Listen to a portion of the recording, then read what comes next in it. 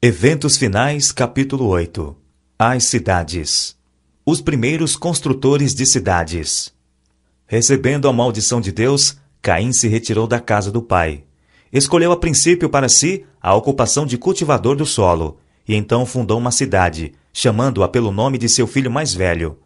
Saíra da presença do Senhor, rejeitara a promessa do Éden restaurado, a fim de buscar suas posses e gozos na terra sob a maldição do pecado, ficando assim à frente daquela grande classe de homens que adoram o Deus deste mundo. Durante algum tempo, os descendentes de Noé continuaram a habitar entre as montanhas onde a arca repousara. Aumentando seu número, a apostasia logo determinou a divisão. Aqueles que desejavam esquecer-se de seu Criador e lançar de si as restrições de sua lei, sentiam um incômodo constante pelo ensino e exemplos de seus companheiros tementes a Deus. E depois de algum tempo, resolveram separar-se dos adoradores de Deus. Conseguintemente, viajaram para a planície de Sinear, nas margens do rio Eufrates. Ali resolveram edificar uma cidade, e nela uma torre de altura tão estupenda que havia de torná-la uma maravilha do mundo. As cidades são viveiros de vícios. A prossecução de prazeres e divertimentos centraliza-se nas cidades. Muitos pais que escolhem um lar na cidade para os filhos, pensando dar-lhes maiores vantagens, são desapontados, mas demasiado tarde se arrependem de seu terrível erro. As cidades de nosso tempo tornam-se depressa como Sodoma e Gomorra. Os muitos feriados animam a ociosidade. Os divertimentos excitantes, o teatro, corridas de cavalo, jogos, as bebidas alcoólicas, banquetes e orgias excitam ao extremo todas as paixões. A juventude é arrastada pela corrente popular. Foi-me revelado que as cidades se encherão de confusão, violência e crime, e que estas coisas aumentarão até ao fim da história da terra. Em todo o mundo as cidades se estão tornando viveiros de vícios. Por toda parte se vê e ouve o que é mal, e encontram-se estimulantes à sensualidade e ao desregramento. Juízos que sobrevêm às cidades. Terríveis abalos sobrevirão à terra, e os suntuosos palácios erigidos à custa de enormes despesas certamente se transformarão em montões de ruínas. Quando é retirada a mão de Deus que restringe, o destruidor começa sua obra. Então ocorrerão as maiores calamidades em nossas cidades.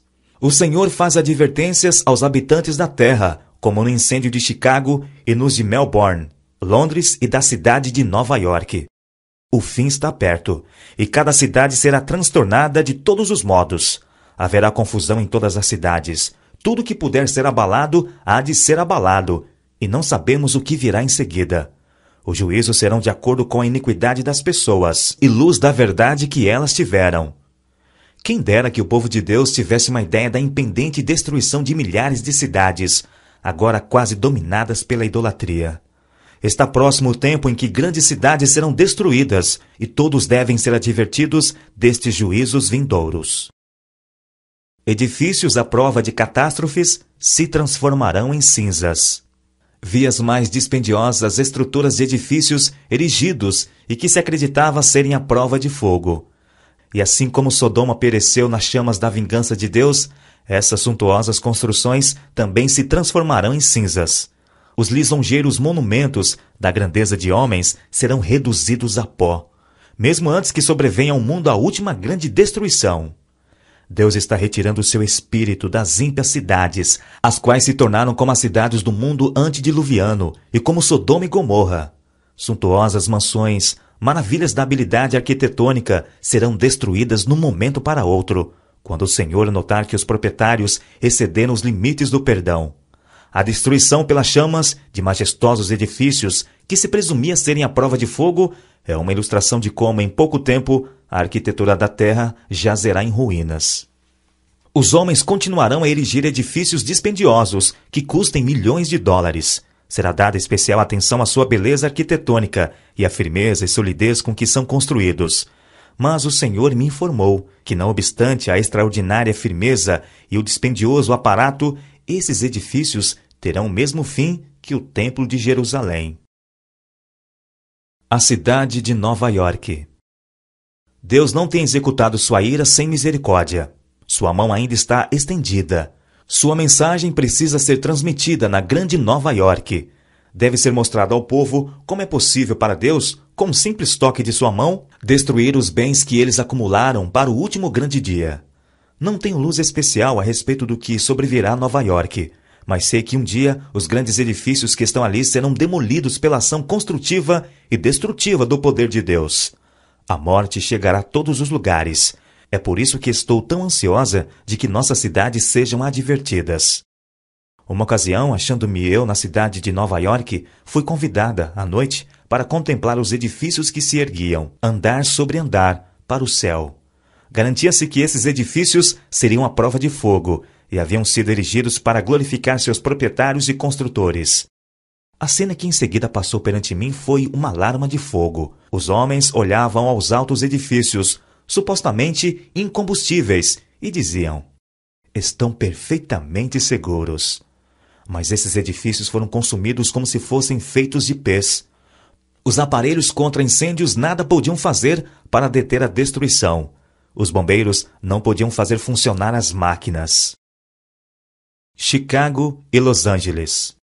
Cenas que logo ocorreriam em Chicago e outras grandes cidades também passaram diante de mim. Ao avolumar-se a iniquidade e retirar-se o protetor poder de Deus, houve tempestades e ventos destruidores. Edifícios foram destruídos pelo fogo e deitados abaixo por terremotos.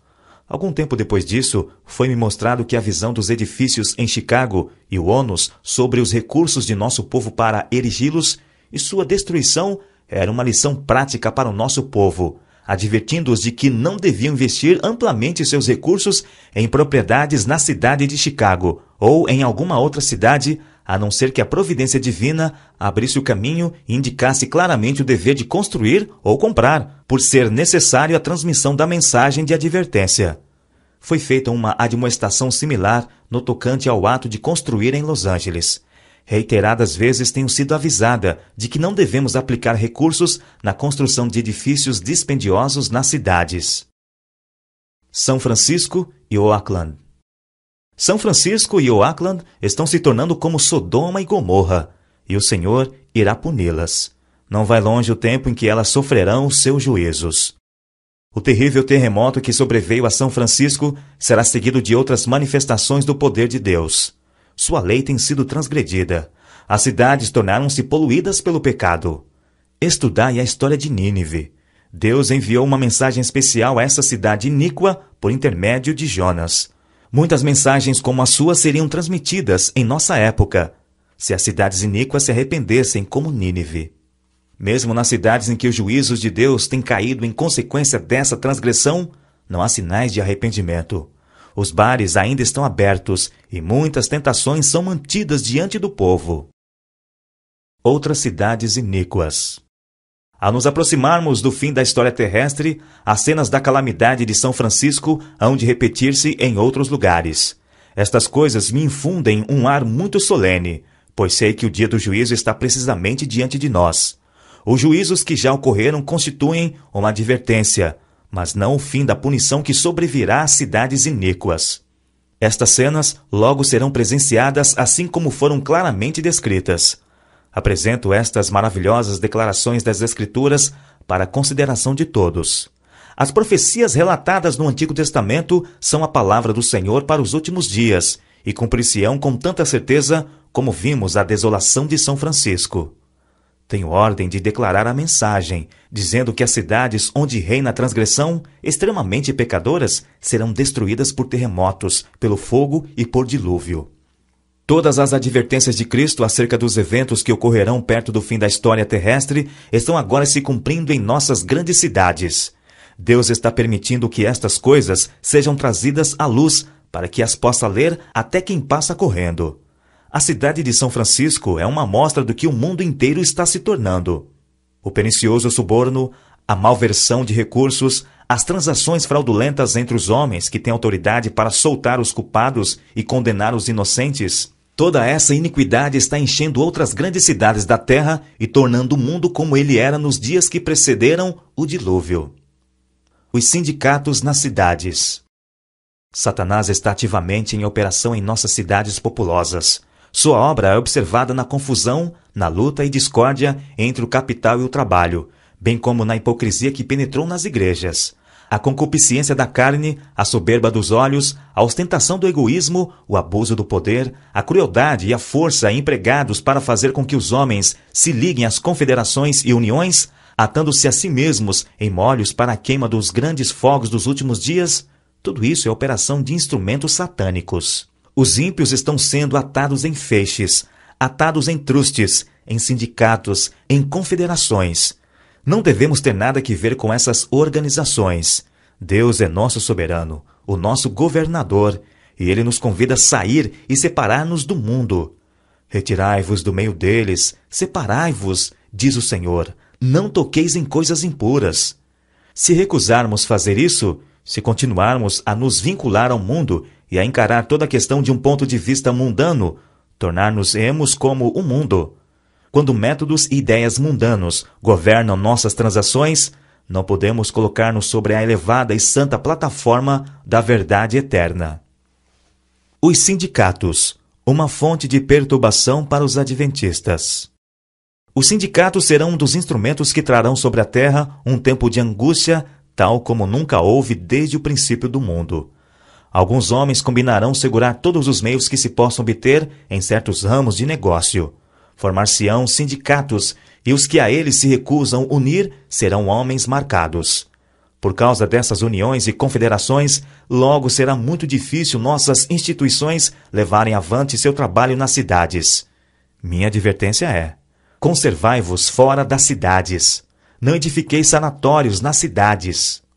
Bem depressa se aproxima o tempo em que o poder controlador dos sindicatos será muito opressivo.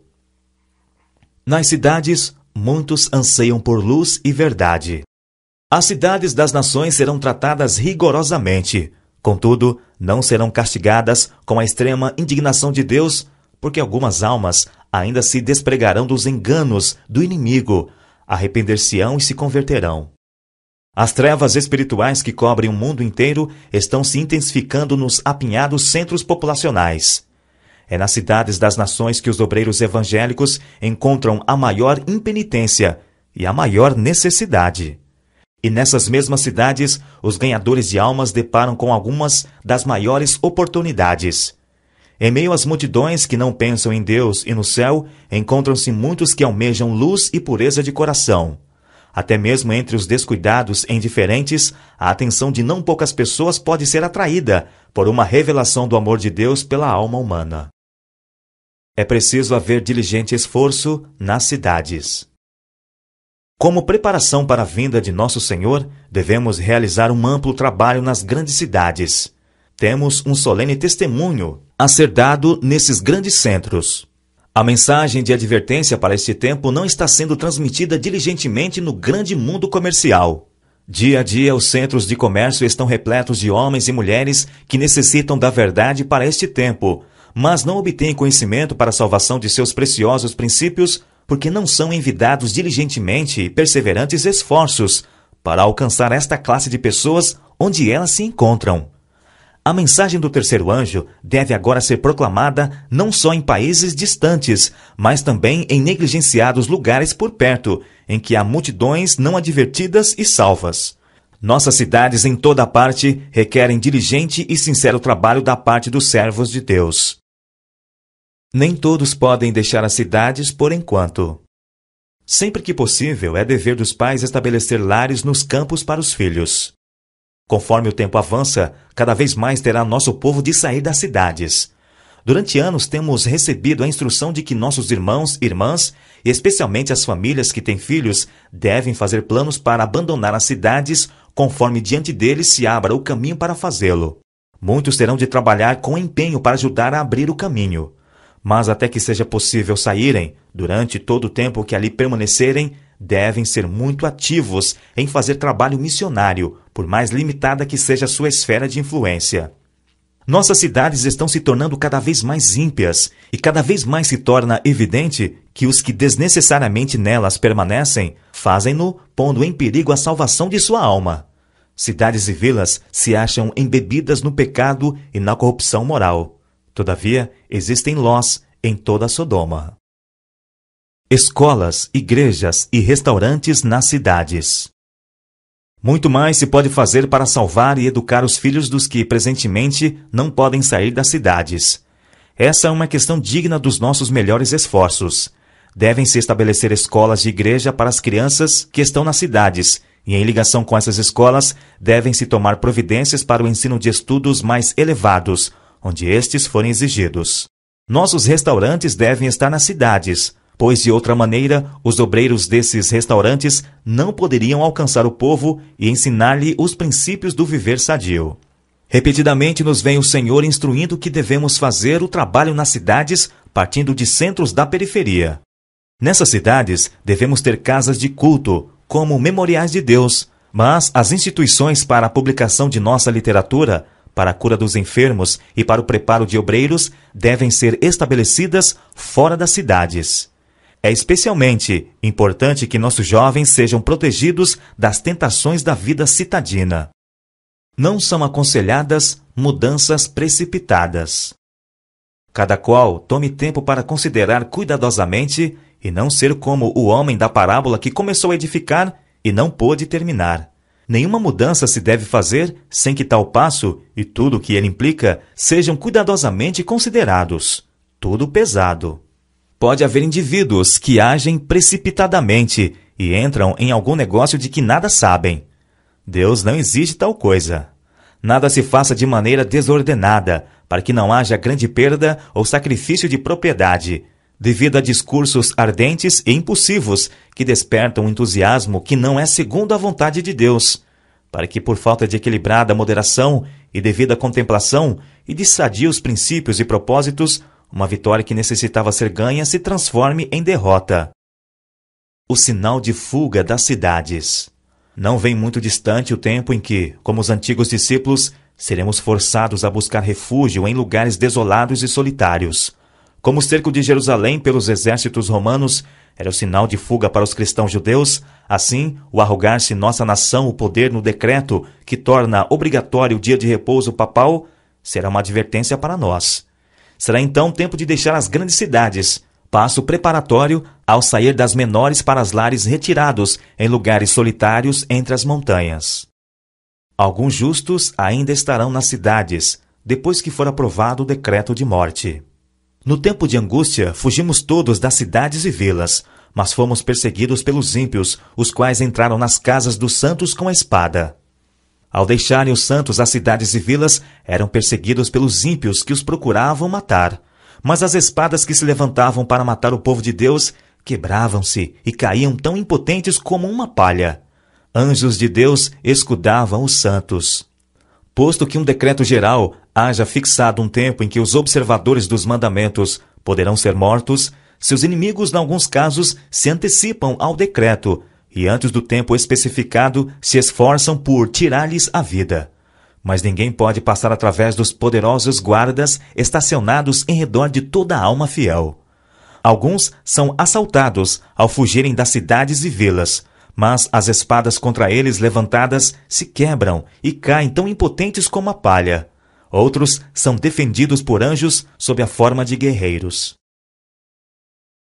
Se quebram e caem tão impotentes como a palha. Outros são defendidos por anjos sob a forma de guerreiros.